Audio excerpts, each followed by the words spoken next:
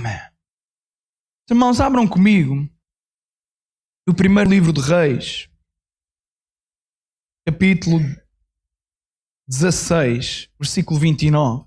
E depois vamos ler uma história no capítulo 17. Primeiro livro de Reis, capítulo 16, versículo 29.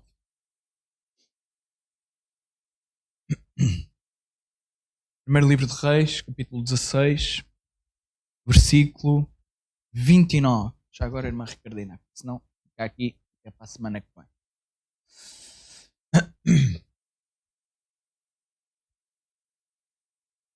Diz assim: E Acabe, filho de Omri, começou a reinar sobre Israel no ano 38º de Asa, rei de Judá. E reinou Acabe, filho de Omri, sobre Israel em Samaria 22 anos.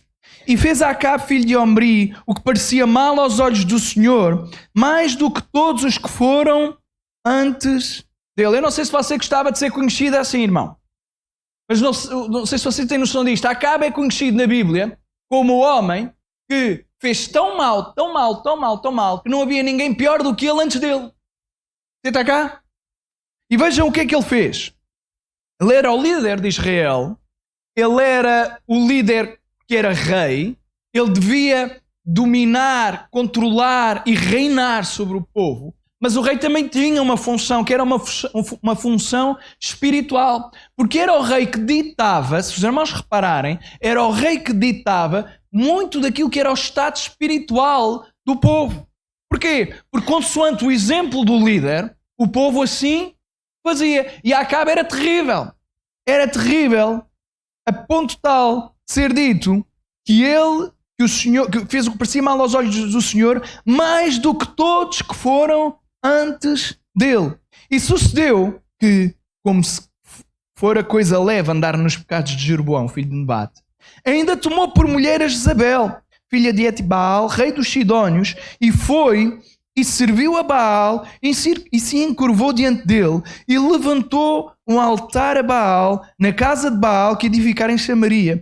Também Acabe fez um bosque, de maneira que Acabe fez muito mais para irritar ao Senhor, Deus de Israel, do que todos os reis de Israel que foram antes. Que bela personagem que nós temos aqui, hein? Consegue irritar o Senhor mais do que todos os outros. E olhem que os outros já tinham irritado a Deus. Chegar e conseguir irritar a Deus mais do que os outros todos não é tarefa fácil. Vocês irmãos entenderem, porque este é o contexto que eu quero que os irmãos mantenham. Este é o líder que Israel tem. E este homem é um homem que, para além de ser idólatra, leva o povo à idolatria. Ele adorava a Baal. No reino de Israel estava a acontecer uma coisa surreal. Para além deles adorarem este Deus que não existia, que era um Deus inventado, um Deus violento, um Deus que não era Deus, um Deus que era um demónio. Os irmãos entendem? Baal era claramente um demónio. E Israel estava a adorar um demónio. E além disso, de acordo com a história, Baal tinha uma namorada. Era Asterote. E vocês sabem que Israel também adorava Asterote. E agora vejam porque é que isto é importante.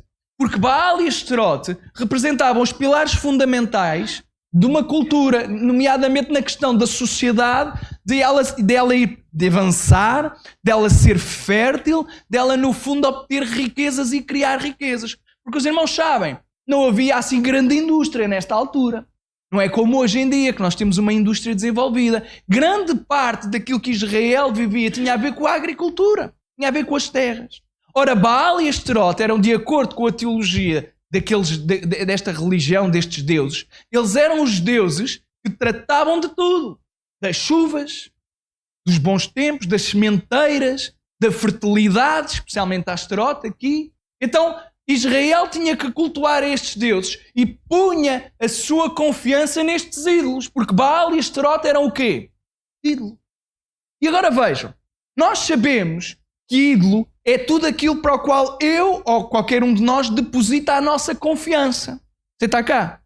Obviamente que nós, nos tempos atuais, ninguém aqui na igreja adora a Baal, ninguém aqui na igreja adora a Asterote, mas muitas das vezes, e os cristãos não estão imunes disto acontecer se não cuidarem da sua vida, nós vamos tendo ídolos. Não tem que ser necessariamente lá a estatueta. Pode ser simplesmente aquilo a qual você recorre quando não tem mais esperança. E se não for Deus, você achou o seu Deus. Quando você não tem mais esperança, quando você tem um problema, quando você tem alguma coisa, se aquilo que o mais realiza não é Deus, é outra coisa qualquer, você encontrou o seu Deus. Isto é ser idólatra. Você está cá? Está bonito isto. Estão assim meio distraídos ainda ou estão atentos? Digam-me lá. Vocês têm que dizer. Vocês estão distraídos como o irmão João estava tão distraído esta semana. Passou por mim 2 vezes, gritei por ele 2 vezes, não me ligou nenhuma. Nenhuma. Uma das vezes também tem desculpa, irmão. Estava com os fones, mas aí... Não me viu? Isso sei eu. Mas as pessoas que estavam à minha volta viram o espetáculo que eu fiz, a gritar por si. Mas eu ali estava com os fones. Mas da primeira vez você não estava com fones, mas eu sei que não viu. Você não saiu ali não foi fazer análises esta semana. Vê? O pastor está sempre atento. Mas a outra estava ali ao pé do Lidl, você estava-se a preparar para correr e eu a gritar e depois gritei, depois é que vi que você estava com fones. Eu disse, esquece. E as pessoas a olhar para mim. Mas pronto, e os irmãos, eu acho que vocês estão todos com fones. Espero que não. Senão vou ter que gritar para vos tirar os fones, está bem? Isto é só porque me lembrei agora que o irmão João Valido me ignorou o pastor 2 vezes esta semana. Mas a culpa não foi sua, irmão. Eu sei que você não me viu. Mas irmãos, tudo aquilo que nós depositamos confiança é o nosso ídolo. E isto dá um mote na história que vem a seguir. Os irmãos sabem que quando entramos no capítulo 17, é apresentado pela primeira vez um personagem, Elias, o profeta Elias. Um profeta que nós apreciamos. Eu até disse, hoje foi, não é esta semana, ainda estou pior que sei lá o quê. Foi mesmo hoje de manhã. Hoje de manhã pregava acerca de Eliseu. Há uma coisa espantosa em Elias e Eliseu, sabem o quê? É que nós confundimos-los não é apenas por causa do nome, é porque eles parecem exatamente a mesma pessoa. Eles são 2 pessoas distintas, têm nomes parecidos, mas aquilo que deles faz tão difícil, às vezes nós pensamos, mas isto foi com Elias ou foi com Eliseu? É porque eles parecem exatamente a mesma pessoa, porque as histórias são praticamente iguais, porque o mesmo Deus está em ambos na sua plenitude. A presença de Deus está tanto em Elias como em Eliseu. Então nós vamos fazendo a confusão. Exatamente porque eles parecem a mesma pessoa. Porque não tem tanto a ver com os traços de personalidade de cada um deles. Tem a ver com aquilo que Deus vai operando através deles. Então nós confundimos-los. Isto é importante porquê? Porque a história que eu quero falar tem 2 partes também. E na segunda parte parece exatamente a mesma história que acontece com Eliseu uns anos depois. Mas vamos lá já. Elias entra finalmente e é apresentado no capítulo 17. É simplesmente mencionado que povo a que ele pertencia era o Tisbita, dos moradores de Gileade. Não sabemos mais nada acerca deste homem, a não ser que ele era um profeta obediente ao Senhor. E ele é chamado e tem uma missão por parte de Deus. E a missão os irmãos sabem. Deus vai lhe dizer, olha, Elias, não vai chover. E tu vais dizer que não vai chover segundo a tua palavra e não vai mesmo chover. E isto acontece. Elias, por causa daquilo que Deus está a fazer e daquilo que Deus o manda fazer, Elias professa que não vai chover e deixa de... Não há cá ninguém. Está espetacular. Não deixa de quê? É isso mesmo. Eu quero é que vocês repitam, que é para eu perceber que vocês estão cá. Deixa de chover. Irmãos, como é que foi a nossa introdução? Idolatria. Está aqui um barulho. Acho que é água. Não sei. Está aqui um barulho atrás. Vocês se calhar não estão a ver, mas estava aqui uma coisa a incomodar-me profundamente. Idolatria. Depositar a minha confiança em algo que não é Deus. O povo, e aqui não é nosso amigo, é o Acabe, confiava em Baal e Astarote. Baal e Astarote eram aqueles que dominavam e que supostamente controlavam o tempo. E agora Deus está a dizer assim, então vocês confiam em Baal e Astarote. São esses os vossos ídolos. São esses a quem vocês querem recorrer. São esses que vocês acham que dominam as leis da natureza. Elias vai lá e vai dizer que não vai chover até eu te dizer que vai chover. E não vai mesmo chover. E não choveu. E há um problema quando não chove. Quando não chove, nós deixamos de ter comida. Começa a haver problemas. E este é exatamente o contexto da história onde nós vamos entrar. É porque como deixa de chover, começa a haver uma grande fome. Não há maneira de cultivar sem haver água. Sem chuva não há água. Sem água não há sementeira. Capítulo 17, versículo 8 do primeiro livro de Reis. Fala da viúva de Sarepta. Então veio a ele a palavra do Senhor dizendo: levanta-te e vai a Sarepta, que é de Sidom, e habita ali. Eis que eu ordenei ali a uma mulher viúva que te sustenta. Interessante esta passagem. Neste momento na terra há uma coisa comum a todos. Todos estão a passar fome. E até Elias Elias não é que esteja a passar fome. A ideia é que estão todos a passar necessidades. E Elias é obediente ao Senhor, mas ele não está imune àquilo que está a acontecer. Você está cá? Porque se não há água para os outros, também não há água para... É fácil entender isto. Às vezes nós como cristãos não entendemos isto. Achamos que porque somos cristãos, somos imunes a tudo aquilo que acontece no mundo. Não é verdade. Esta não é aquilo que Deus vai dizendo. Deus não diz que nós não vamos passar por problemas. Deus diz é que nos vai sustentar nos problemas. Nós cantávamos isto, passamos no meio do fogo, passamos no meio das tribulações, mas o Senhor está lá para nos sustentar. O que é interessante é que o Senhor está a falar com Elias e a ideia que está aqui é uma provocação imensa. Não sei se os irmãos têm esta noção. É porque as viúvas não é suposto cuidarem de homens. As viúvas devem ser cuidadas. Você está cá? E agora o Senhor está a dizer: Elias, tu vais e vais ser sustentado por uma viúva.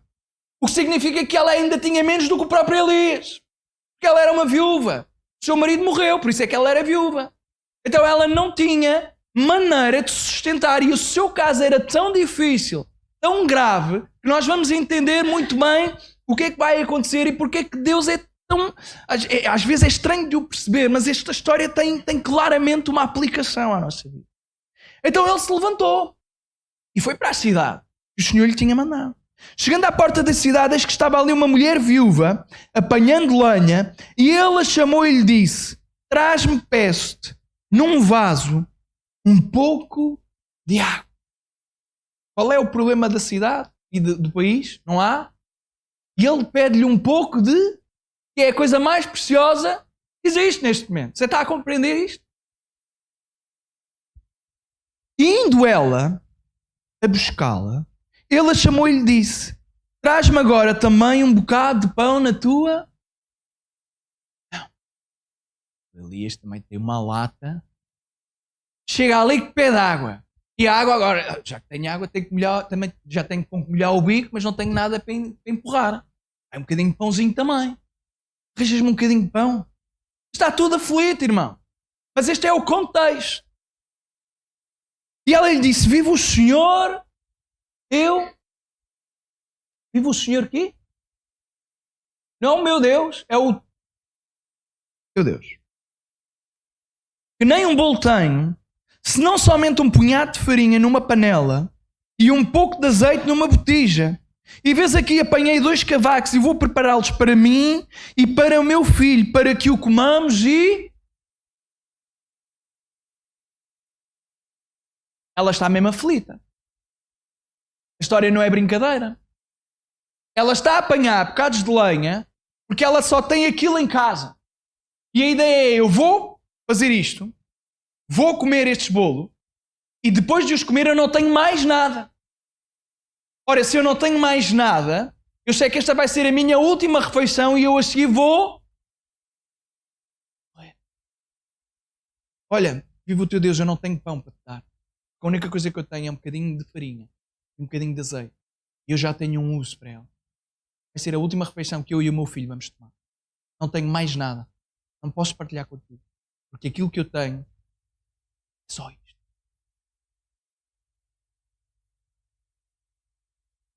Vou comer, morrer. E Elias lhe disse: não. É fácil falar, não temas. Nós podemos dizer: não temas. Mas como a pessoa ouve o não temas? Isso, aquilo que define como é que a pessoa ouve o não temas, não tem a ver com nós, ou connosco, não é com nós, connosco. A forma como nós dizemos não temas tem a ver com a relação que a pessoa tem. Porque se eu disser não temas, o Senhor está contigo. Se a pessoa não conhecer Deus... Mas se a pessoa conhecer Deus, quando eu disser não temas, se calhar vai ter algum efeito. Esta mulher disse que é o teu Deus. Mas há aqui uma postura que eu acho muito interessante. É porque Elias vai lhe pedir alguma coisa e ela vai obedecer a Elias. E isto é que é impressionante, porque veja, o que é que ele pede? Em primeiro lugar diz, não temas. Vai, faz conforme a tua palavra. Porém, fazei disso primeiro para mim um bolo pequeno e traz-me para fora. Depois farás para ti e para o teu. Irmãos, pensem comigo. Esta mulher tem a noção de que Elias tem um Deus, certo? O teu. E há uma diferença entre aqueles que têm Deus e aqueles que não têm Deus. Eu dizia nesta manhã, a presença de Deus é aquilo que define quem nós somos diante das outras pessoas. Vocês esqueçam a cor dos vossos olhos, vocês esqueçam se têm muito ou pouco cabelo. Aquilo que as pessoas vão olhar para a nossa vida é se nós temos Deus ou não. Elas podem não crer em Deus. Podem não acreditar em Deus, mas se Deus estiver na nossa vida, aquilo que a pessoa vai perceber, entender e realizar-se, ou ter a realização acerca de nós, é do Deus que está ou não está em nós. E quando Deus está em nós, meus irmãos, nós passamos a ser todos muito parecidos.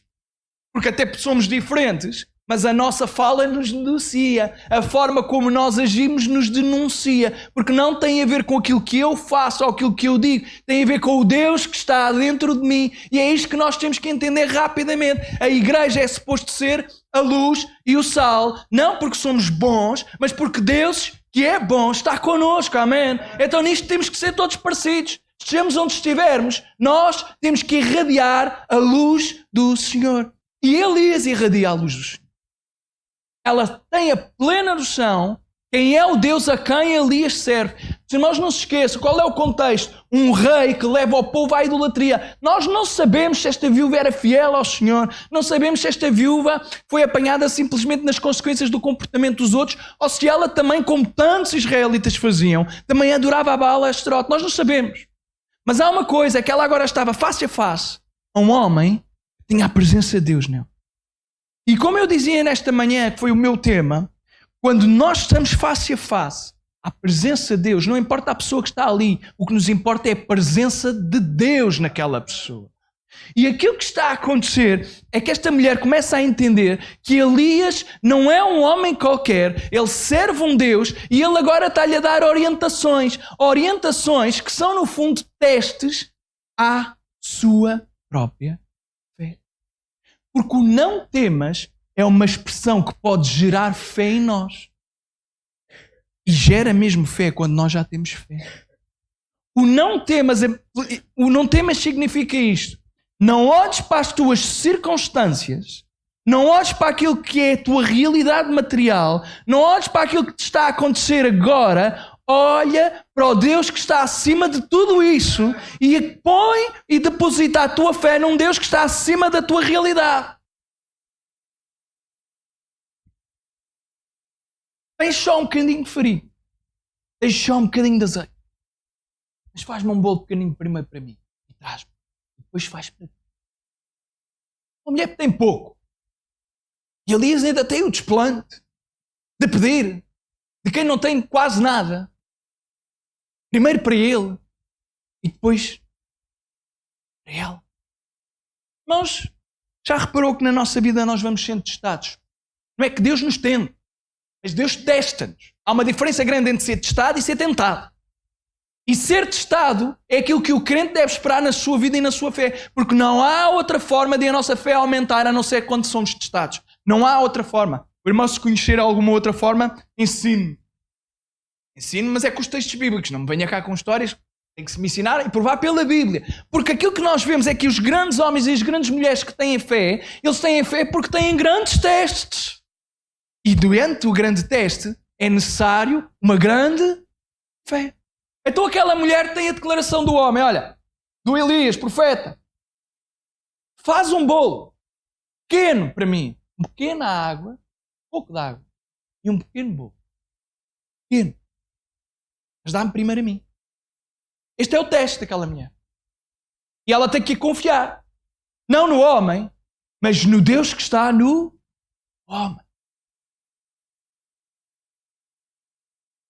Porque assim diz o Senhor, Deus de Israel, a farinha da panela não se acabará e o azeite da botija não faltará até o dia em que o Senhor dê chuva sobre Então ele dá mais informações. A primeira é a bomba. Se fosse qualquer um de nós, ficava a abanar. Vou-te dar primeiro a ti. Ele diz, olha, não temas, faz primeiro para mim, porque deixa-me dizer-te o seguinte, meu Deus, Ele vai fazer com que o azeite na tua botija e a farinha jamais se acabem até voltar a chover. Esta é a promessa de Deus. Vais ter bênçãos onde não há ninguém, onde ninguém tem fartura, tu nunca vais ter falta de nada. Porque é Deus que te está a prometer. Mas tu tens que cumprir alguma coisa, que é dar primazia ao Senhor primeiro. Porque a ideia não tem a ver com Elias. Não é porque Elias é mais importante. A ideia tem a ver com a presença de quem está em Elias, que é Deus. E a ideia é, cumpre primeiro e dá primeiro ao Senhor e tudo o resto vai ser acrescentado. E ela agora tem esta palavra. Ela sabe, olha, podes dar-me um bocadinho e o Senhor vai fazer como recompensa ou que tu jamais tenhas falta de farinha e de azeite. Vais poder fazer os bolos que tu quiseres. Algumas irmãs, eu é que gostava disso, não é? Eu também. Eu não os faço, portanto digo. Mas alguém que fizesse para mim era tranquilo. E foi ela e fez conforme a palavra de... E assim comeu ela e ele e a sua casa muitos dias. Da panela a farinha se não acabou e da botija o azeite não faltou, conforme a palavra do Senhor que falara pelo ministério de Eli. Coisa maravilhosa. As bênçãos de Deus, a bondade de Deus me seguirá. É isto literalmente. Esta é ou não é a bondade de Deus, meus amados? Então, vemos aqui especificamente o exemplo da bondade de Deus seguir aqueles que creem nele, que lhe obedecem e que depositam a sua fé nele. Porque esta mulher, a razão pela qual a sua farinha não acabou e o seu azeite não acabou, não é porque ela era boa pessoa, é porque ela obedeceu àquilo que era o teste de Deus. E nós precisamos de ter a ousadia de obedecer àquilo que Deus nos manda fazer. Mas a história tem uma segunda parte. Exatamente, eu diria, é aquela expressão que é o copy-paste, né? Que é copiar e colar. A segunda parte da história é quase ipsis verbis igual à história que Eliseu vai ter com a sunamita. A história é quase igual, até a forma de agir. Vejam, versículo 17. Irmãos, animem-se que já estou na segunda parte. Significa que estou mais perto do fim. Amém? Estou quase. E depois destas coisas sucedeu que adoeceu o filho desta mulher, da dona da casa, e a sua doença se agravou muito, até que nele nenhum fôlego, basicamente morreu. É isto que significa. O irmão lembra-se que aquilo que o Senhor disse a Elias é: Elias, vai para aquela cidade, porque há uma viúva que te vai sustentar. O Senhor já sabia o coração daquela viúva e o Senhor já sabia o que é que ela ia fazer. O Senhor sabe tudo aquilo que nós vamos decidir ainda antes de nós decidirmos. O Senhor vê tudo e sabe com toda a certeza e plenitude aquilo que cada um de nós vai decidir na nossa vida. Não sei se você tem noção disto. É complicado. Somos livres na mesma, mas Deus sabe de antemão tudo aquilo que nós vamos decidir. E Ele sabia que Elias iria ser sustentado pela viúva. Ora, se a viúva não tinha azeite, ou tinha pouco azeite e pouca farinha, o Senhor já sabia quem é que ia dar o azeite e a farinha, que era quem? O próprio Deus. Até está ali aquele homem, que é o embaixador de Deus, um representante de Deus, no sentido da presença de Deus, está na casa daquela mulher. Exatamente como na história da Sunamita. Na história da Sunamita, ela olha para Eliseu, porque a história passa-se com Eliseu, e ela diz: veja aqui um homem santo de Deus. Passamos um quarto. Os irmãos lembram-se, o Gonçalves pregou aqui na quarta-feira sobre isto. Passamos um quarto. E ela faz. Porque ela quer que esteja lá o homem de Deus. Não tem a ver com o homem, tem a ver com o Deus do homem. Você está cá. Não tem a ver com as qualidades e as características do homem, tem a ver com a santidade do homem de Deus. Ela quer a presença de Deus na sua casa. E nada melhor do que construir um quarto, porque assim, sempre que o homem de Deus passar, a presença do Senhor permanentemente está na sua casa. Esta mulher tem Elias na sua casa, o que significa que a presença do Deus que está em Elias está também na sua casa. Mas agora aconteceu uma desgraça. É que está a presença de Deus na casa dela, mas o seu filho morre na mesma. Adoeceu e morreu. Versículo 18 diz: então disse ela a Elias: que tenho eu contigo, homem de ela reconhece que Elias, apesar da sua desgraça, continua a ser um homem de Deus. E ela diz, olha, que mal é que te fiz eu? É isto literal no hebraico. Que mal é que te fiz eu? Porquê é que tu vieste até mim? O que é que estás aqui a fazer? Vieste tu a mim para trazeres à memória a minha iniquidade e matares o meu filho? Porque os irmãos lembram-se, o que é que aquela mulher estava a fazer no início da história? A apanhar lenha para fazer a última refeição e depois morrer ela e o seu, mas agora morre-lhe o filho e ela está viva. Ela é a mãe. Ela já perdeu o marido e só tem um filho. E ela perdeu o filho. Mas a presença de Deus está ou não está ainda na sua casa? Deus está lá ou não está? E Elias disse-lhe, dá-me o teu filho.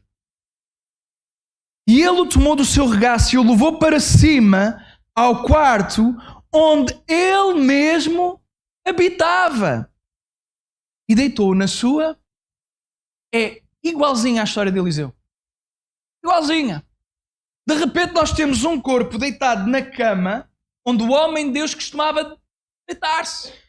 A ideia literal é esta, para os irmãos entenderem. Naquela cama onde estava a presença do Senhor, agora está a morte. Há uma substituição. Vocês não estão a entender? Saiu a presença do Senhor, está lá na mesma no homem, mas agora o que está na cama não é Elias, não é Eliseu no caso da sunamita, mas é o corpo de um filho. Um corpo de alguém que morreu. Ele não tem nada a ver com a história. É uma criança, aparentemente. Porque se fosse mais velho, já tinha que sustentar a mãe, já tinha que ir trabalhar. Portanto, aparentemente será um filho, uma criança, dependente da sua mãe. Máximos até aos 12 anos. E agora está ali no quarto. Subiu para cima o corpo e deitou-o na cama, onde antes estava a presença de Deus ali, porque estava em Elias, desculpem. Agora está a morte. Está cá? Uma transação. Saiu a vida, parece que entrou a morte. Mas agora vai haver uma segunda transação. Que é a transação da vida e da ressurreição. Vai entrar em ação agora pelo poder do Senhor. E ele clamou ao Senhor e disse, ó Senhor, meu Deus, também até a esta viúva com quem eu moro, afligiste, matando-lhe o seu filho.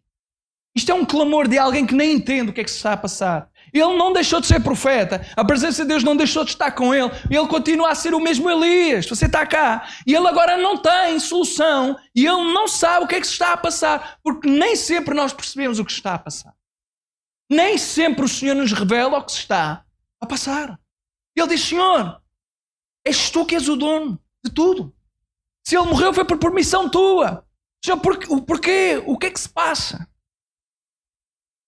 Então se mediu sobre o menino 3 vezes. E esta expressão significa literalmente deitou-se sobre o menino. Tal como Eliseu fez uns anos a seguir. Ele deitou-se sobre o menino e a aplicação é exatamente a mesma aplicação da história da sunamita. A sunamita tinha um filho porque foi uma promessa que Eliseu lhe deu. O que é que se pode fazer por ela? Ela não quer nada, diz que está tudo bem. Geazi diz a Eliseu, olha, mas ela não tem filhos. Ele diz, então chama-a cá. Na altura determinada tu vais ter um filho e vais abraçá-lo. Ela diz, Senhor, não mintas à tua serva. E no tempo certo lá estava o filho. Mas o filho também morre. E as histórias é nisto que é tão parecido. Não há uma promessa em que ela não podia ter e agora tem o filho, mas ele morre. Mas nesta, há a presença de Deus na sua casa, ela está a sustentar o homem do Senhor e o Senhor tem sido com ela, o Senhor tem sustentado a ela e ao seu filho. Mas agora, apesar da presença do Senhor, alguma coisa terrível aconteceu. Não somos imunes a que coisas terríveis nos aconteçam. Você está cá? Não somos imunes. Durante muitos anos ouvimos pregações assim, que nada de mal nos aconteceria. Mas isso não é verdade. O Senhor não disse que nada de mal nos aconteceria. O que o Senhor disse é que Ele estaria connosco, ainda que o mal viesse a connosco. Mas Ele está connosco e Ele vence qualquer mal que venha ter connosco. Mas contra a morte nós não temos solução. Nada conseguimos fazer quando alguém que nós amamos morre. E lá está o menino, na cama, Elias.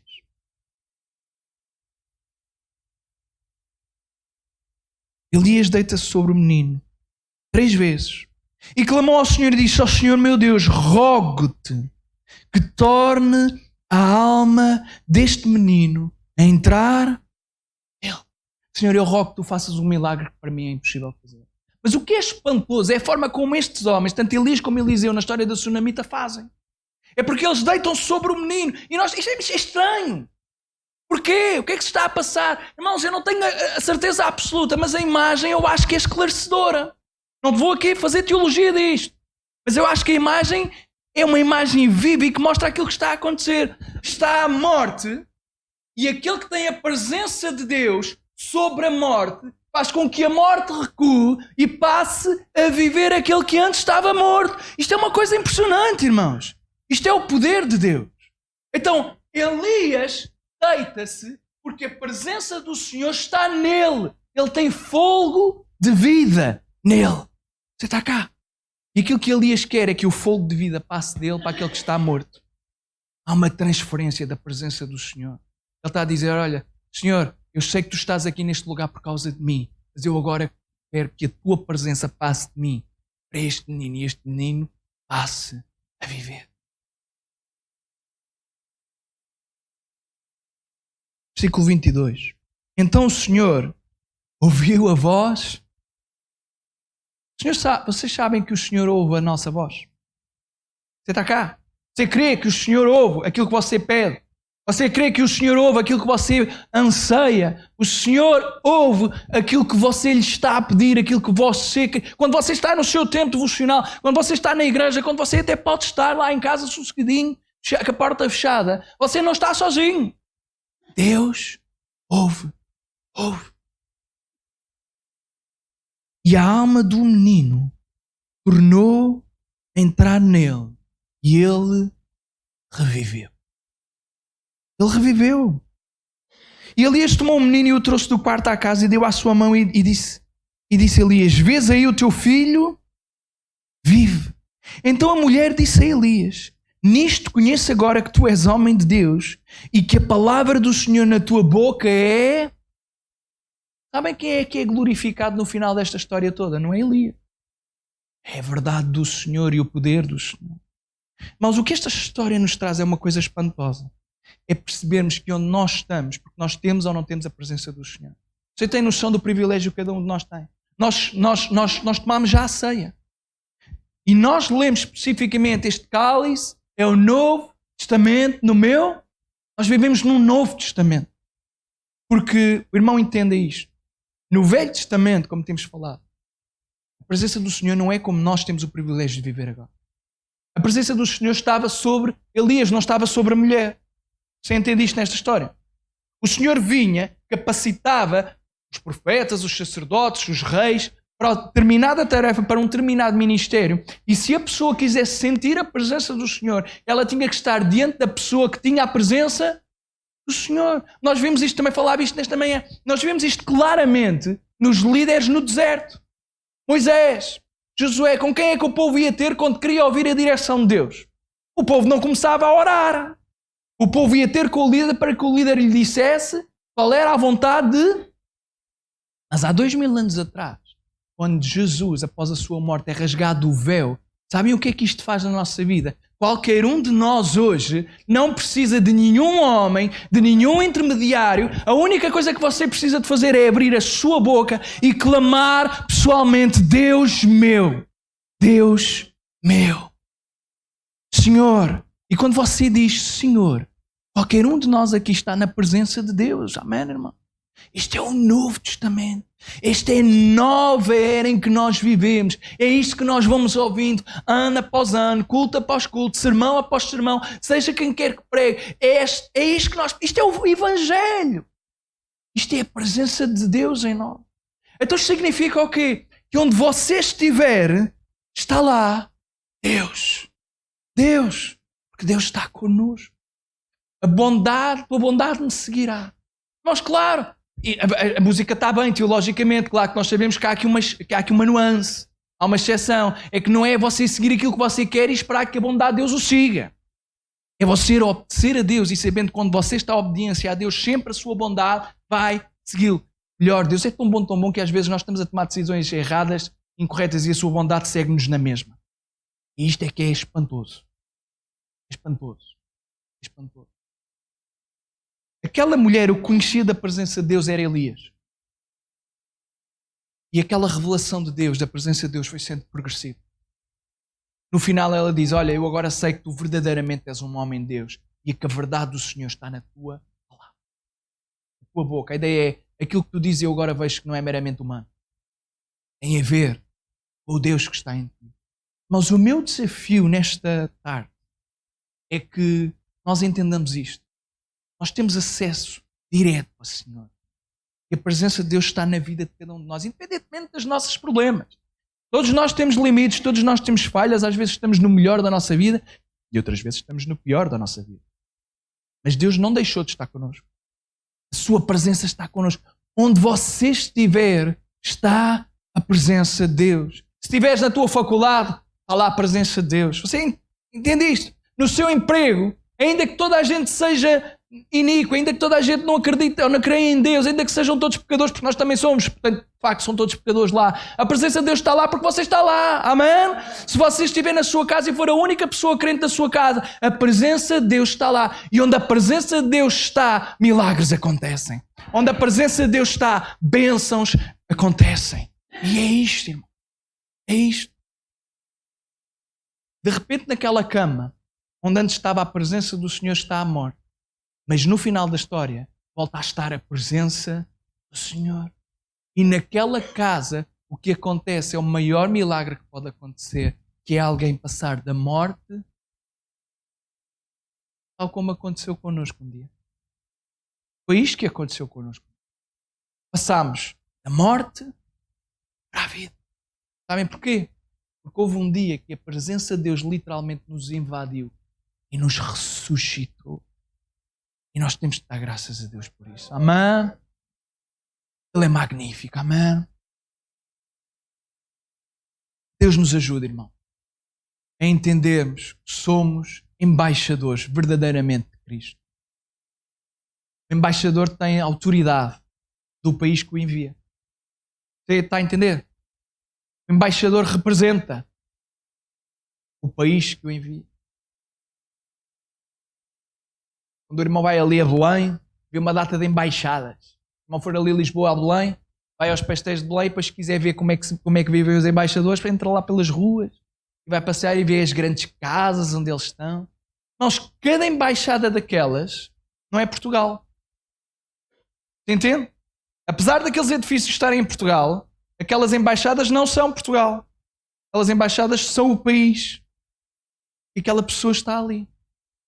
Significa que eu, como embaixador de Cristo, onde eu vou, eu estou a anunciar e a representar o reino celestial. Então eu não sou apenas português, sou muito mais do que português, porque a minha verdadeira cidadania é eu sou um cidadão do céu. Mas não estou sozinho, você também é. E a igreja toda deve ser. Então onde nós vamos anunciar aquele que nos enviou, que é Jesus Cristo, aquele que salvou a cada um de nós. Amém? É Ele que nós representamos. Esta é a nossa, este é o nosso, é a nossa honra e ao mesmo tempo o nosso dever. Representar a Cristo. Amém? Não sei se você está animado, mas eu estou. Eu estou porque eu sei quem Deus é. Eu sei quem Deus é. Você está animado? Amém. Deus é maravilhoso. Amém? Amém. Vamos ficar em pé, irmãos.